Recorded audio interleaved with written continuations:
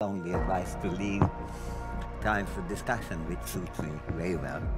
বাংলাদেশে বর্তমান অন্তর্বর্তীকালীন সরকারের দায়িত্বে থাকা প্রধান ব্যক্তি ডক্টর মোহাম্মদ ইউনূস নোবেল বিজয়ী অর্থনীতিবিদ। বিশ্বব্যাপী তার খ্যাতিও রয়েছে যথেষ্ট। তারই পুরনো বন্ধু আরেক নোবেল বিজয়ী ভারতীয় অর্থনীতিবিদ অমর্ত্য সেন। তার আদি ভিটাও বাংলাদেশে।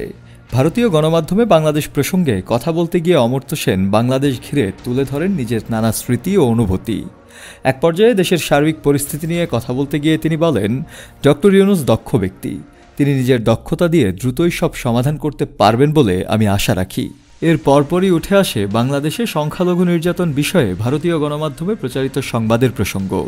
ঠিক তখনই অমর্ত্য সেন কার্পণ্যতা না করে প্রথমে নিজের দেশের সমালোচনা করে বলেন, সংখ্যালঘু ইস্যুটি অত্যন্ত গুরুত্বপূর্ণ।